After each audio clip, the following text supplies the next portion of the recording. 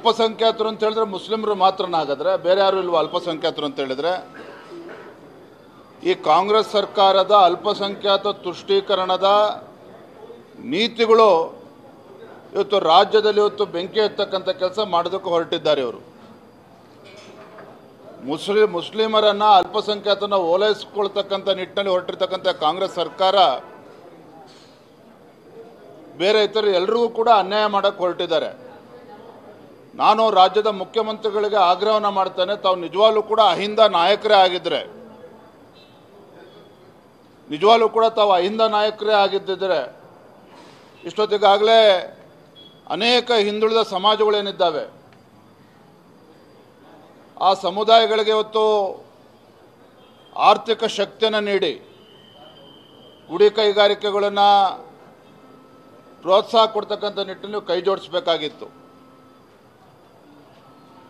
ಮಡಿವಾಳರಿದ್ದಾರೆ, ಸವಿತಾ ಸಮಾಜ ಇದೆ, ಬೇರೆ ಬೇರೆ ಕಾಯಕ ಸಮುದಾಯಗಳು, ಅನೇಕ ಸಮುದಾಯಗಳು ಇವತ್ತು ನಮ್ಮ ನಾಡಿನಲ್ಲಿದೆ. ಆ ಕಾಯಕ ಸಮುದಾಯಗಳಿಗೆ ಆರ್ಥಿಕ ಶಕ್ತಿಯನ್ನು ಕೊಟ್ಟು ಅವರಿಗೆ ಮುಂದೆ ತರ್ತಕ್ಕಂಥ ಕೆಲಸ ಸಿದ್ದರಾಮಯ್ಯ ನೇತೃತ್ವದ ಕಾಂಗ್ರೆಸ್ ಸರ್ಕಾರದಲ್ಲಿ ಮಾಡೋದಕ್ಕೆ ಸಾಧ್ಯ ಆಗ್ತಾ ಇಲ್ಲ. ನನ್ನ ಬಿಸ್ನೆಸ್ಗೆ GST ನೋಟಿಸ್ ಬಂದಿದೆ, ಏನ್ ಮಾಡ್ಬೇಕು ಅಂತ ಗೊತ್ತಾಗ್ತಿಲ್ಲ. ಇಮಿಡಿಯೇಟ್ಲಿ ಒಬ್ಬ GST ಎಕ್ಸ್ಪರ್ಟ್ ಹತ್ರ ಮಾತಾಡು. ಎಲ್ಲಿ ಹುಡುಕೋದು? ಬಾಸ್ವಾಲಾ. ಬಾಸ್ವಾಲಾ, ಬಿ ದ ಬಾಸ್. ಅದರ ಬದಲಿಗೆ ಈಗ ಮುಸ್ಲಿಮರ ಓಲೈಕೆ ಮಾಡ್ತಕ್ಕಂಥ ಕೆಲಸ ಮಾಡೋಕ್ಕೇನು ಹೊರಟಿದ್ದಾರೆ.